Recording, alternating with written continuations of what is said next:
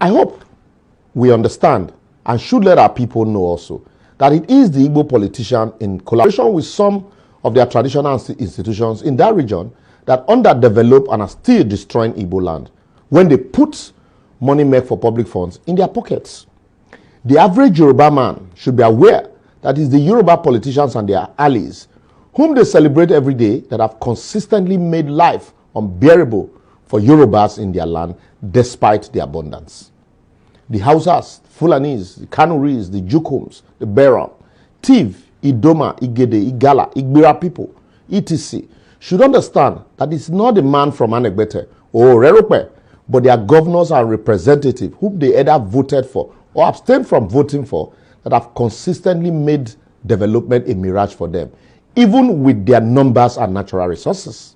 I hope the Ijaws, the Robos, Calabarese, Benis, Ishan, Afema, Ika, Ikwere, and others in South can see clearly that it is nobody but their politicians and leaders, both religious and traditional, that are eating what's meant for everybody in the midst of plenty. So blame them and not others. Those destroying and burning down pipelines in South, our brothers and sisters, hope they know that those destructions is a further destruction of our environments. The ones that claim to be unknown and setting ablaze police stations in the southeast are our relatives. What do we tell them? Others kidnapping villagers and innocent school children, killing in the name of religion, and setting villages on fire in the north, lives amongst us as relatives. Apart from asking for amnesty and ransom for them, have we ever bothered to ask them to stop? And when they are arrested, do we insist that they be punished for their crimes? I leave you to be the answer to answer that question. That traditional ruler dishing out chieftaincy title to undeserving people because of money will look for who to blame but himself. The pastor and priest who sees Sunday sermons as opportunities to further fleece his gullible congregants is also blaming somebody somewhere for the rot that he represents. God loves a cheerful giver after all. Yet they buy private jets in the midst of hunger. The Islamic cleric who is negotiating with bandits and terrorists and those who are silent in the face of the killing simply because the killer shares a faith with them is also a problem and not a solution. Make him also look himself in the mirror and change. Those lawmakers who sees every budget passage as opportunity to pad and make money are our parents, relatives, and village people.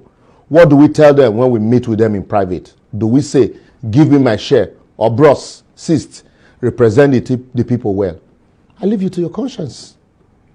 You parents that refuse to imbibe morals in your kids, those young boys destroying rail tracks, students cheating in exam hall, you contractor who over-invoice price, and yet do a shoddy job, and those of you that destroy public properties, claiming there's a protest, you trader that increase price unreasonably because there are no checks, you landlord increasing your rent arbitrarily, you security personnel, police, army, navy, air force, and even private security outfit, killing defenseless people and not behaving contrary to your oath of office, you lawyer defending political thief even when you know the truth, and the judge collecting money to pervert justice, the medical doctor selling public drugs in his private hospital, the civil servant who is nothing but evil servant, you pickpocket using civil society and NGO to enrich your personal pocket and all defending, defrauding, or suspending people of their money and valuable. The list is endless. Just add your own. Are all parts of the larger problem of Nigeria.